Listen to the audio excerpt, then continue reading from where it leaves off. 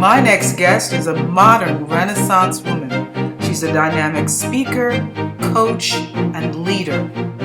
You'll be excited to hear Angela de Sousa. Stay tuned. Angela, it's a delight to see you. Thank you for the interview. I'm really happy to have you on the program. So, what's on your mind?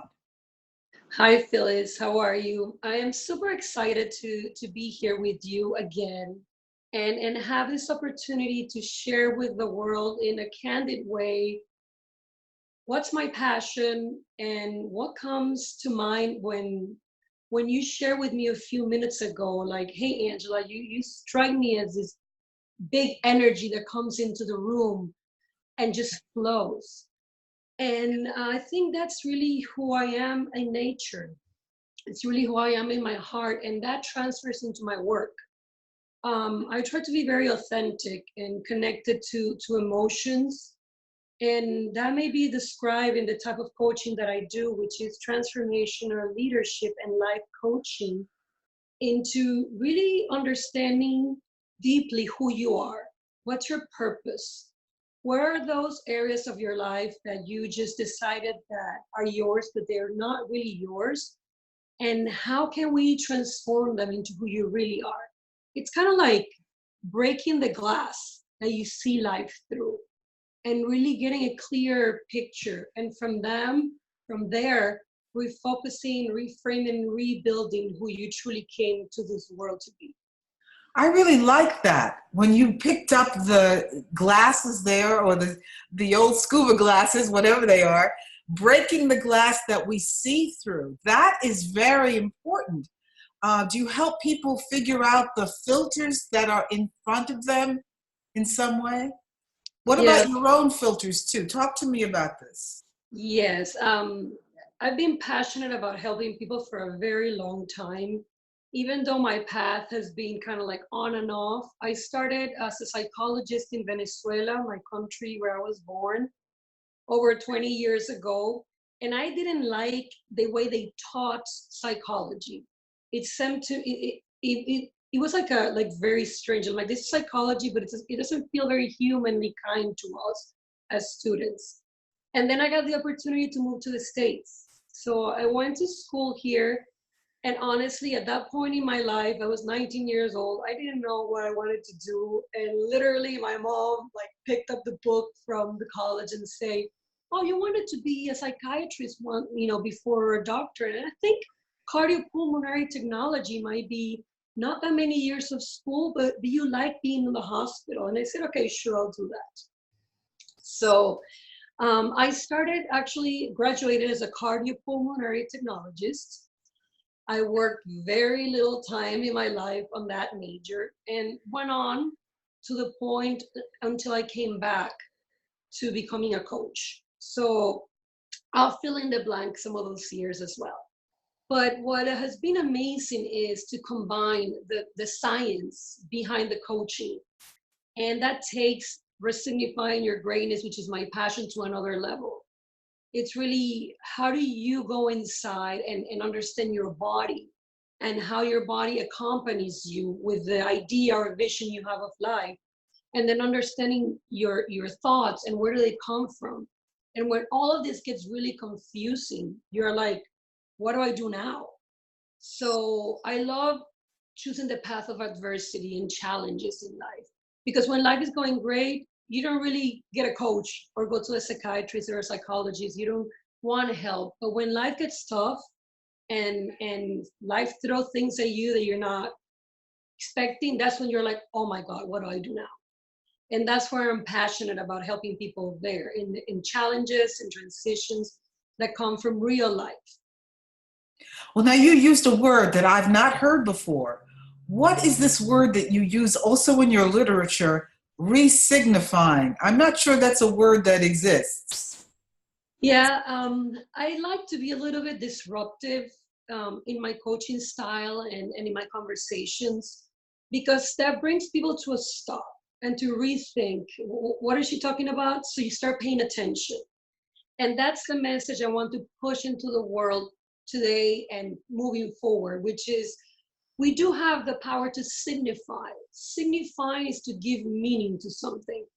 But when you're invited to re-signify your greatness, is think about it for a second, and how do you want to give a new meaning?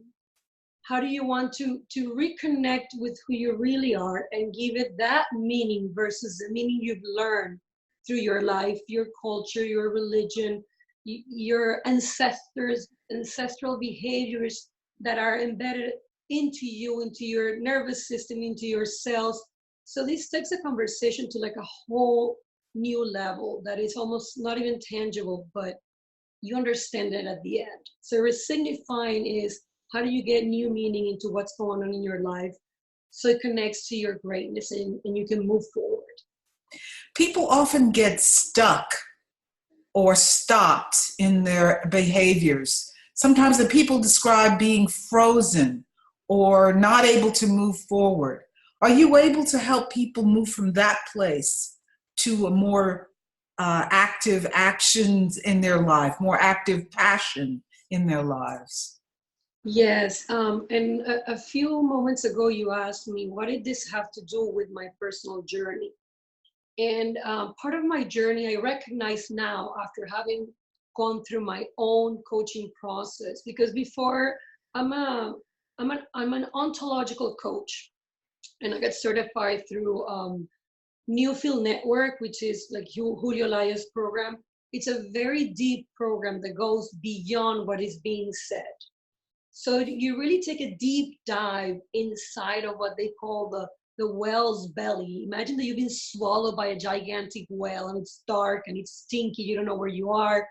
So it's a process, which is what I use in Resignifying Your Greatness, that you go through within, inside of you, take a deep dive in your soul and start figuring out what's going on that's not working, that it's being dark, or that it's actually becoming a path, a blockage in your path, and how to move forward. I don't have like this tragic life to share and say my life is such a tragedy. But when I look back into it, it's also because my mindset, it's constantly giving new meaning to the things that have happened to me, to find the light and the gift in it. I come from Venezuela, which many of you may know right now. It's going through really tragic situation. And we could talk more about that later, but coming from Venezuela when it was beautiful, when it was a great country, when it had its problems, but it wasn't that bad. And coming from a divorced parents, I had two households. For some people, having divorced parents, you may take the path of this is so sad and this is so horrible. For me, it's like I resignified it, and it was like, wow, I have two opportunities to see how to live in two different households, how to be a parent from two different perspectives, how to choose which of those lenses am I going to use in my future as a parent. Tons of siblings, which of course we had the times when it was like, oh my God, this is just so chaotic. My mom with 7 kids, stepkids and kids, and oh my God, it was chaos. For me, it was like, how do I take all of that and bring it into my experience to share with other human beings so they can go through the moments of adversity and say, I too can learn from the darkness. I too can learn from what I don't like, from those negative, we call negative emotions, but they're a gift for you. And moving on in my path of life, I moved into the States and I got married, happily married, and then I got divorced. So also going through the divorce, it's like, wow, I could take it to self-destroy, or I could take it to the next level. And most recently, I've spent a couple of years deep diving in and out of grief and loss. And I think this deep sense of loss and grief is really what awoken my soul to be able to talk to you today and to show up as I am and to truly connect with others and share that you can do it. It doesn't matter what happens in your life. I share this with you at camp. It doesn't matter what happens in the world always wants you to succeed. So 2 years ago, I'm 44 years old, and I'm not ashamed to share with you. I think you stopped at the Fountain of Youth on the way from Venezuela. Okay, go ahead, Angela. Thank you, Phyllis. But a couple of years ago, I got pregnant with what would be my second child, and then I lost it. It was a few months into the pregnancy, but for me at that point in time, with my age and like where we were in our lives as a family, it was devastating. So that was like a shock. I was like, wow, everything that I thought would happen, that I built in my mind in 3 months, was just gone in 1 second. So that was probably the first biggest deep dive into how to connect with those negative emotions they call of grief and loss. And how do I actually pick up new glasses and start seeing my life with excitement and happiness again. And just when I started, like 1 year, it took me one whole year to actually go through the process of grief, letting go, loss, rebuild, resignify my greatness again, and start shining in my own light and getting my coaching practice to where I wanted. I happened to lose my father. And this has been, and it continues to be, probably the most devastating loss in my life so far. Can you say a little bit about your father since you mentioned him? What is Yes. it that you miss particularly?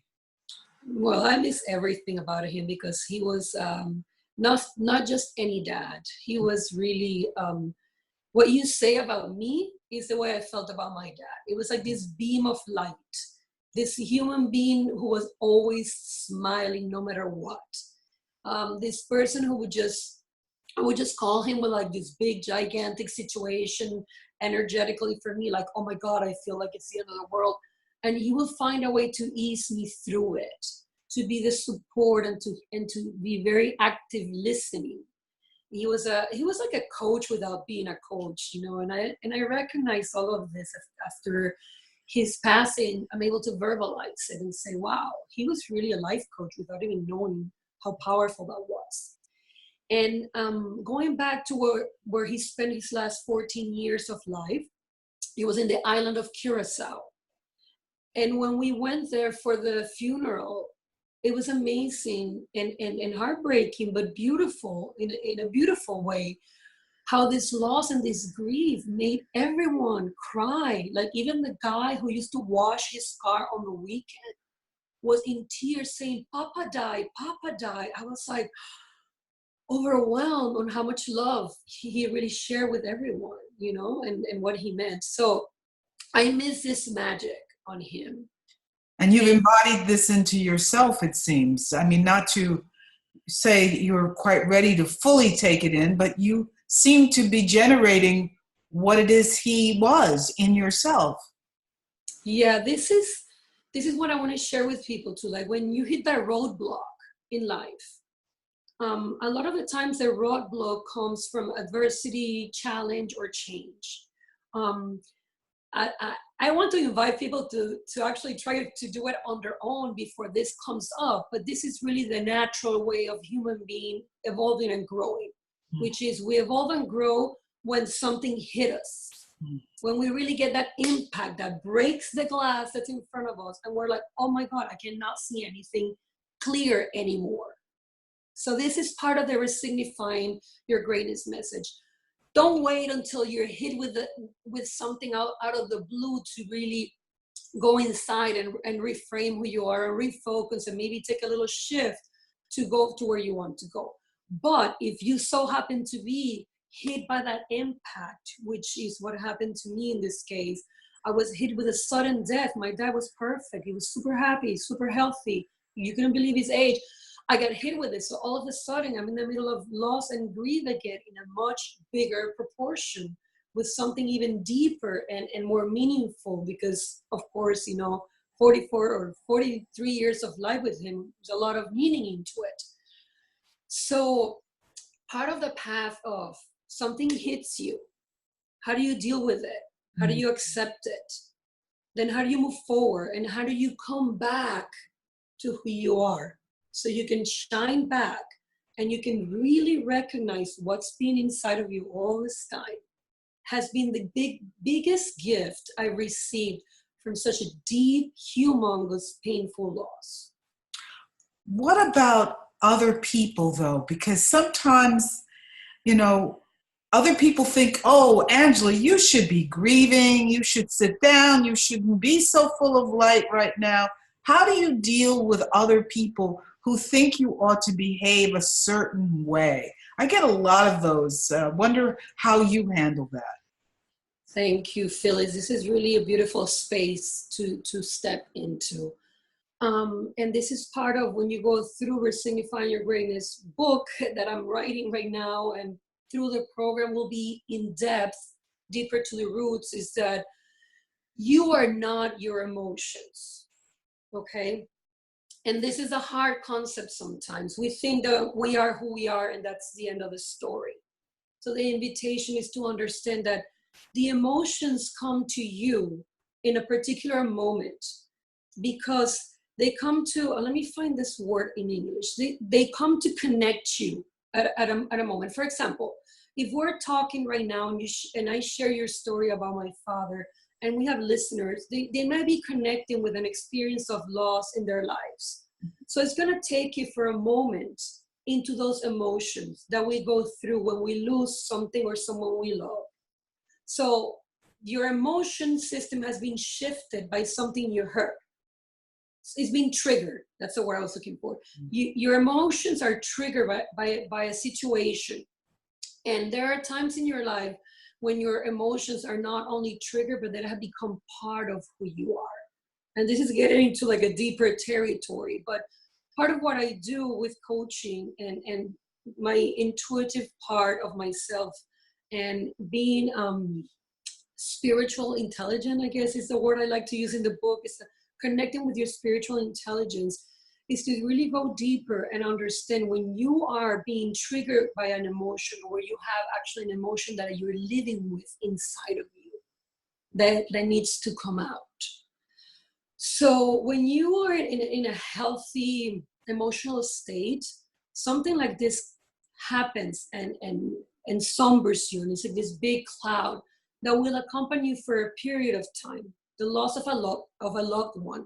If you do healthy grieving, there are moments in my day in which I'm completely devastated. There are moments in my day, especially those who are most quiet, that I have the time to really remember my dad and to feel him. I can feel his energy. It's overpowering.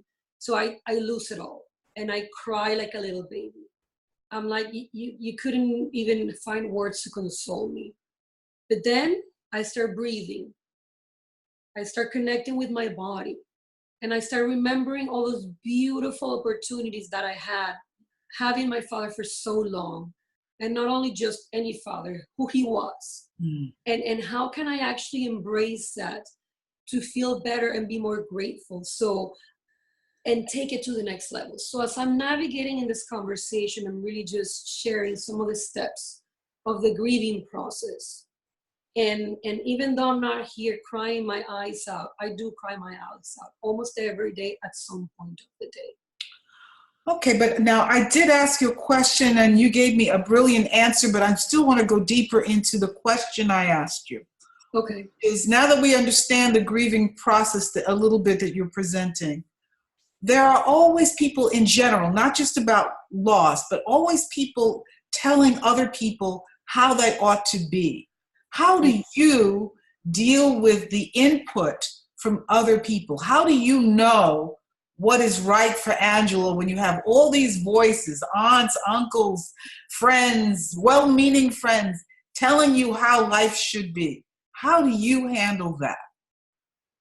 Yeah, it's been a journey, Phyllis. It's been an amazing journey of understanding, taking the time to stop and listen to the words that come from the outside. The words that come from the outside are those words and those ways of living that shape up the thickness of the glass that we have in front of us, the glass that we have to eventually break, or it's being broken by a challenge. And the more we listen to the outside, shape us, the thicker that glass becomes. Ah, So I recognize this. Part of it, it was very intuitive because I think from a very young age, I started listening a lot to my inner voice. And this inner voice has been, it's like, you can call it your intuition, you can call it the light, you could call it God, you could call it whatever you want to call it out there that connects with your heart. And what I love about science is that we've been able to now to discover the gut brain, and it's now being recognized scientifically that there is something that happens in your body. There's this energetic reaction that continues with the release of hormones that connects you or disconnects you with who you are inside. So when the world gets really noisy out there, I tend to go inside into my own cocoon and start that. It's almost like going back to your womb, you know, like almost like the childish pose of like who I am, who am I, and how am I feeling right now. So that's what I do and what I teach others to do. Get back to your feelings. It is okay to cry. It is okay to feel grief and sadness. It is okay to be confused. And I've been confused so many times in my life. I cannot even count them in this particular session because I knew we need like another few hours for this. But I've changed countries. I've changed status of my relationships. I used to move every other weekend, you know, with my parents. We had to switch houses. So talk about resilience and having to remain who you are from within when there's so much change and noise happening outside of you. well, speaking of change and noise, I want to give you adequate time to talk about something near and dear to your heart, which is the status and care of Venezuela. So can you say some things about what your concerns are and what you'd like to see happen? Yes, Phyllis. It's very sad to see the country I was born in and basically raised for the first 19 years of my life go through such humanitarian crisis and such hatred and darkness. This is really what I see from the outside. And I recently moved back to the States. Only 5 years ago is that I came back from Venezuela. I've lived in many different countries, which has helped me miss a lot of who we are, the Venezuelans that we were when I was growing up. And what is going on right now, it's like we don't see the end of it. The people are not having anything to eat. We have a government that was not even like voted in, but pretends to say that they're voted in because they've been cheating on the elections and manipulating the results. Then we have the new government that's being elected for interim. So this is almost something unheard of. We have two governments right now trying to figure out how to feed our country, how to raise the level of energy, and how to take the darkness away from it. So I'm very passionate about how can I help from the outside? Because now it's not anymore only people in the country. People have fled the country. We are all over the world right now. And not as lucky as me sitting here talking to you in the comfort of my home. A lot of them have to leave everything and move to countries that we never thought of before. In South America, in Europe, in the States, and claim legal statuses that will prevent them from going back to Venezuela and seeing their families again. So it's very heartbreaking, and I don't even know what the answer is right now. If you had asked me a few months ago, I really wanted the United States with some alliance force to just go in and literally invade, but not invade, to just step up with this new government, that the interim government, and say, guys, stop the war. There's a war inside of the country, but people don't see it because the context gets diluted through the media along the world, you know? But coming from within, living outside and seeing so many things happen in the last 20 years, what's happening right now, it's crazy. It's killing people every day. It's sad. And I don't know how we're going to get out of it. But what you are doing, as I do know, is that you are looking to find people who want to sit down, kind of, you want to create a think tank, from what I understand, to address the needs of Venezuela, not with any particular political perspective, but rather just a think tank. So perhaps people will write to you after hearing this, and you'll be a place for ideas, for exchange, for seeing how the suffering can be ended. Am I right in reading you that way? Yes, Phyllis, thank you. This continues to be the same conversation. How can we resignify? How can we give new meaning to what's happening in the world? Because it's not only in my country, Phyllis. It's leadership, it's lost. Leadership has become something different than the true word of embracing who you are as a leader, being more conscious, being more compassionate, and combining it with power. Those are two beautiful forces together, compassion and power. Right, and that's the basis, I think, for you and me to have a whole new conversation Yes. about the way to bring back thoughtful and compassionate leadership. But Angela, Yes. thank you so much for a very personal insight into you. And we'll make sure we leave people with a way to write to you, to reach you, and really thank you for your time. Thank you, Phyllis, for making it so comfortable and for allowing me the space to open up my heart and my emotions and also my excitements and my life with you. It was Thank a pleasure. thank you.